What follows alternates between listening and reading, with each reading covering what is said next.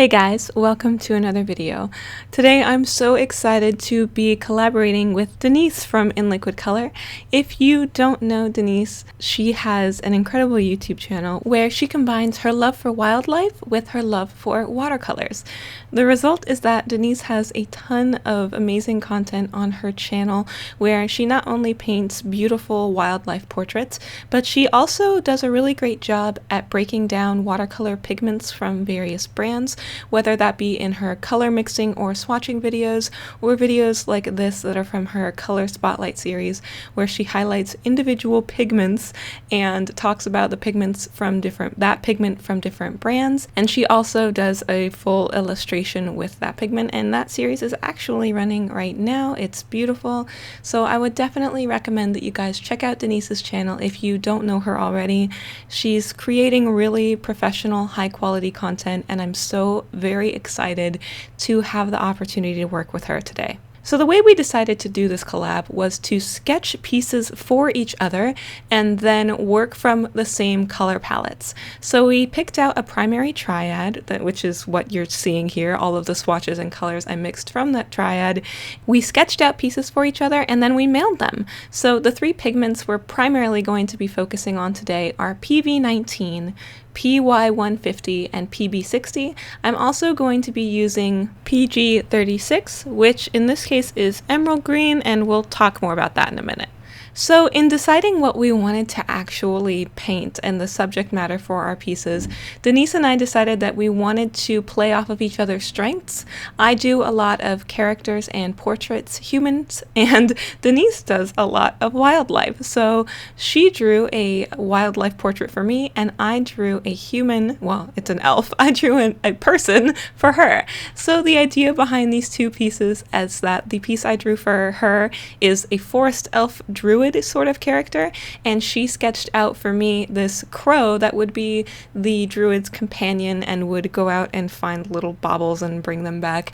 And I really loved the idea that we came up with here. We originally were going for a different animal. I had something specific in mind, and I knew that was exactly what I wanted. But Denise was throwing out ideas, and she sent me sketches of various types of animals, and the crow was just one that stuck really well with the concept that I had in mind for the druid.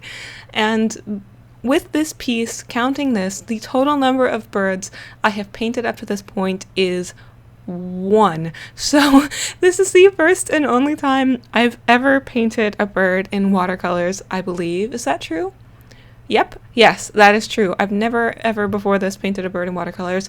So I was really, really nervous, especially because it was Denise. I mean, watercolor wildlife is what she does. So I was really nervous about trying not to work too hard to just compare myself to the work that she's created, because, you know, this is her thing. It's what she does. And I instead just allowed myself to be interpretive and have fun, and I really enjoyed working on this piece. We also chose what type of paper we wanted to send to one another, and that was a really interesting thing as well, because Denise sent me this bird sketch on cold press watercolor paper, and I sent my druid sketch to her on hot press watercolor paper. So we're both going to have very different painting experiences overall.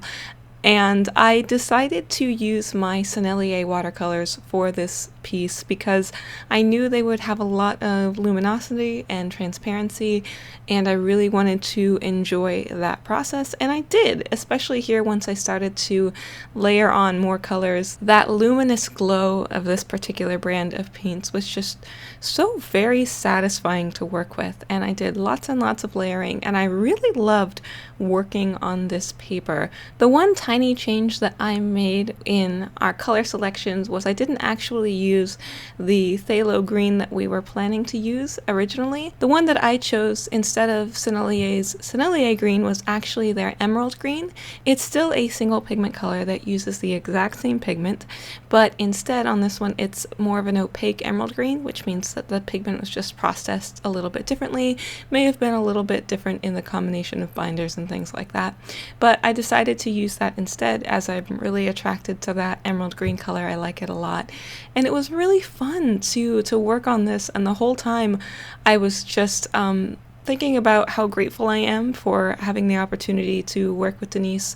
When I first started making YouTube videos, of course, if you look up reviews for things, or if you're interested in pigments and things like that, it's really not long before you find her channel and her content. And when I was first getting started, she was like a superhero to me, or a celebrity, and it was just amazing to get to see her channel grow and her content expand.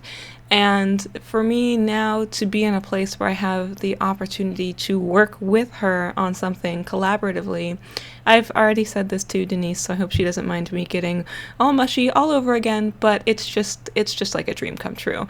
So massive thank you to Denise for doing this collab with me. It was so very much fun, and I'm so grateful that we got to physically exchange sketches. Like, I got something in the mail from her that she sketched, and we could have just gone with similar themes or different types of collab where we wouldn't have to physically work with one another.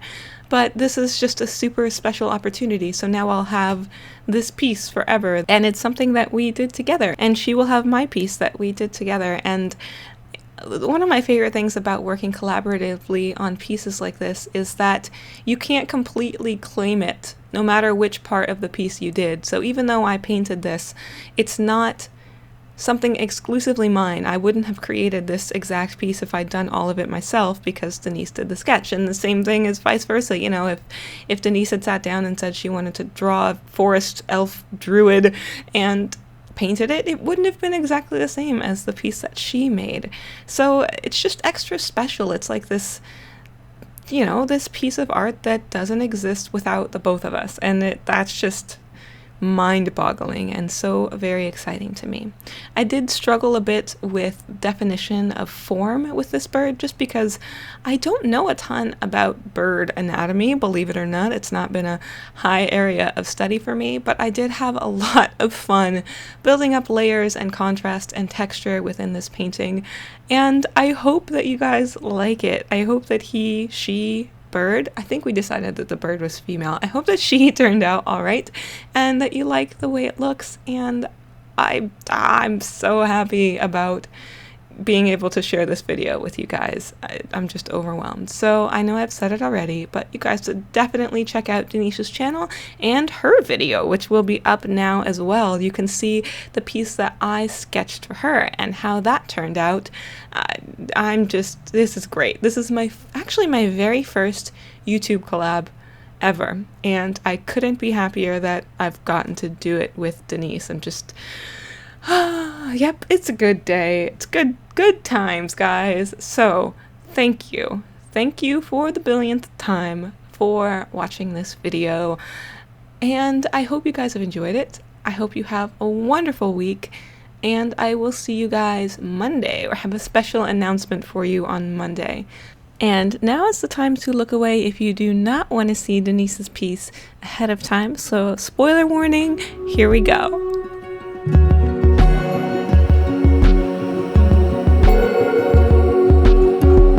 Have a great weekend, guys. Go check out Denise's video, and I will see you next time. Bye!